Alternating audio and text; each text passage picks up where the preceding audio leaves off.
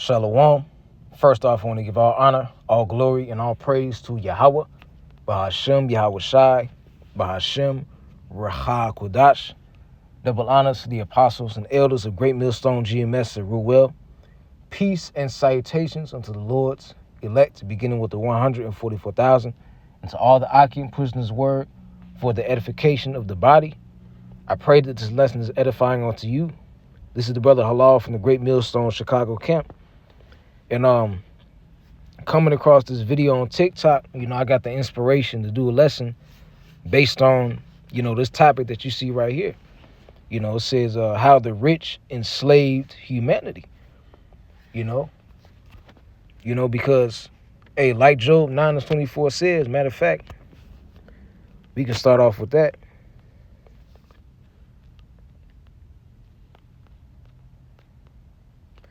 Let's see, Job chapter 9 and verse 24 says, the earth is given into the hand of the wicked.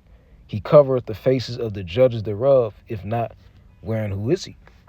So in this current society, the scriptures say in Proverbs, when the righteous are in authority, the people rejoice, but when the wicked beareth rule, the people mourn.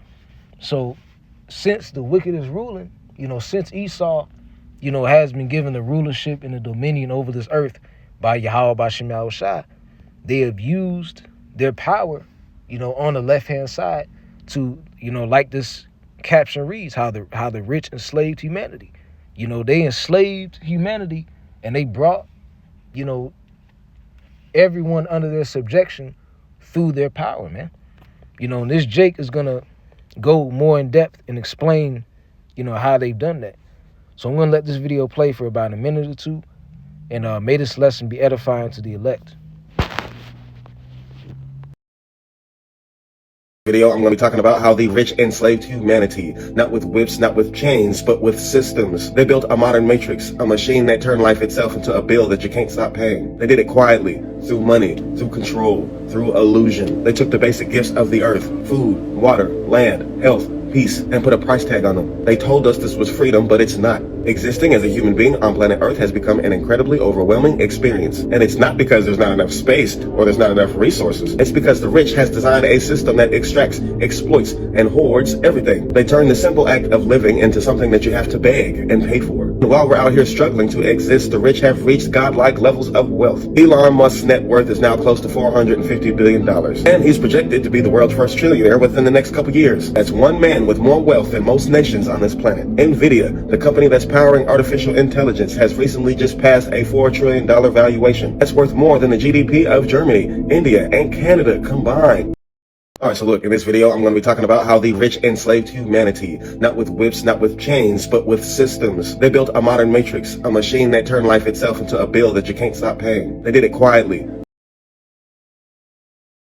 Yeah, so, hey, that Jake explained it beautifully. He said that the rich turned really Esau, Edom, who is the ruling nation that's currently ruling right now, pursuing the second Ezra 6 and 9.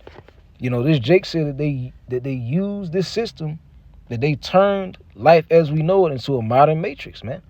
And we're subject to these various payments, and while the lower class people are struggling, the servant class, the top elites, beginning with the elites of society, the Rothschilds, the Rockefellers on down, they have increased their wealth exponentially, off the backs and off the labor of the working class, because every society, has had, a servant / working class. The Egyptians had it, the Romans had it, the Neo-Babylonian Empire. This is how empires, thrive, man. And Esau, took, what those kingdoms did, and he just added more wickedness onto it, man. And now look at what we have today, Babylon the Great, man. All manner of wickedness and chaos being, being pushed forth on a mass scale, man. So let's get the book of Sirach. Let's see, Sirach chapter 39. This is the book of Sirach chapter 39, and I'll start at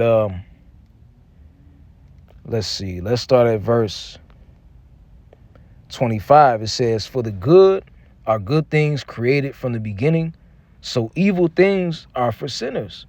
The principal things of the whole use of a man's life are water, fire, iron, and salt, flour of wheat, honey, milk, and the blood of the grape, and oil and clothing. It says, all these things are for good to the godly, so to the sinners they are turned into evil. And since, the sinful, wicked, wretched man, Esau, Edom, is ruling over us, all of these principal, essential things, of life have been turned into a burden, man, for all humanity, all across the world, man. Not only us, but these different nations, across the world. Elam, Ham, Esau had set up shop in those countries too. And the same system, the same system of oligarchy that we see in Babylon the Great, Esau has expanded it across the globe, man. To the continent of Africa, to India, what you call the so-called Middle East, which is really West Asia. He has expanded his empire through all of the tactics that this man just mentioned, man. Through wickedness, using their money and their power to oppress everyone else, man, and make them slaves under their rule, And who is the main target of this? The righteous, man, the Israelites, beginning with the elect of Israel, man. We are the main targets of this oppressive system. And Esau, Edom, for many generations has sought to basically destroy us, man. Each and every last one of us. There's Wisdom of Solomon, chapter 2 and 10. It says, let us oppress the poor righteous man. Let us not spare the widow, nor reverence the ancient gray hairs of the aged. Let our strength be the law of justice. And notice how it said, what? Let our strength be the law of justice, not actual righteousness. It didn't say let righteousness be the law of justice. Let liberty be the law of justice, like how it says, and like how they say in Babylon the Great, liberty and justice for all. It says, let our strength be the law of justice, man. Meaning their own power that they have acquired. That is their law of justice, man. It says, for that which is feeble is found to be nothing worth. It says, therefore let us lie and wait for the righteous, because he is not for our turn, and he is clean contrary to our doings. He upbraideth us with our offending of the law, and objective to our infamy, the transgressings of our education. So, ultimately the elites of Esau, Edom, they look down upon the righteous. They watch our videos, man. And since we are completely opposed to their way of life, they look at us as a threat. And eventually they're going to use the media, social media and these different media outlets to persecute the prophets, the men of Yahweh B'Shem Yahushua, by calling us terrorists, by calling us cult members, calling us, the enemy of the state, enemies of this country, saying that we're against everything that they stand for, which we are, because, the ways of Esau, Edom are wickedness, and what we see from day to day in Babylon, in Babylon the Great is a result of that, man. So I'm going to end this off with the book of Job, chapter 20, and I'll start at verse 4.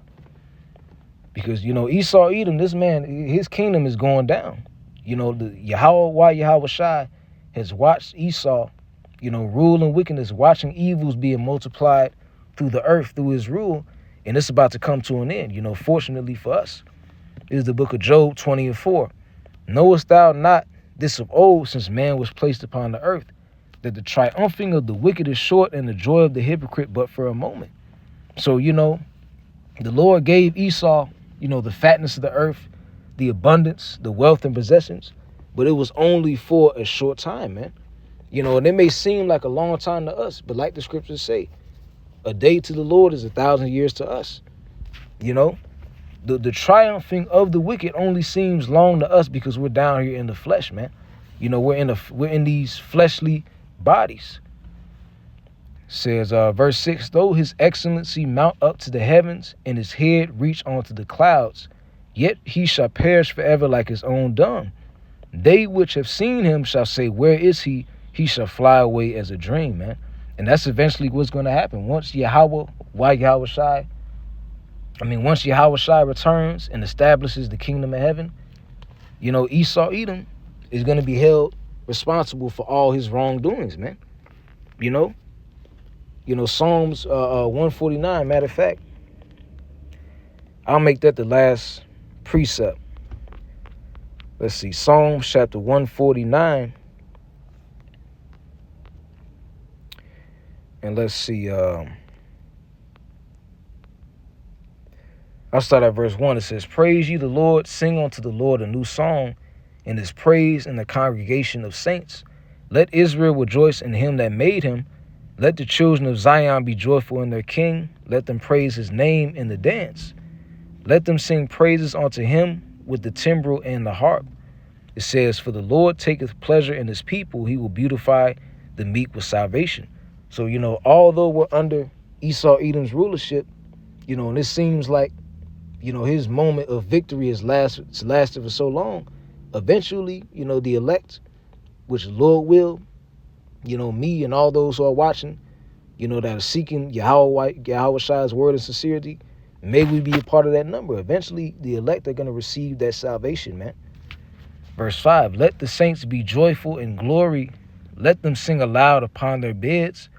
Let the high praises of the Most High be in their mouth, and a two-edged sword in their hand, to execute vengeance upon the heathen and punishments upon the people, to bind their kings with chains and their nobles with fetters of iron." It said bind their kings with chains, meaning the elites, man. The people with the most money, that have the most power and influence, in a nation. The scripture said that one day that there will be punishment rained down upon these heathens, and their kings will be bound in chains, man, meaning these elites. It says, "And their nobles with fetters of iron, to execute upon them the judgment written. This honor have all his saints, praise ye the Lord." And the saints are the Israelites, man. So I hope this lesson was edifying. And with that, I want to give all honor, all glory, and all praise to Yahweh, by Hashem Yahweh Shai, by Hashem Raklakwadash.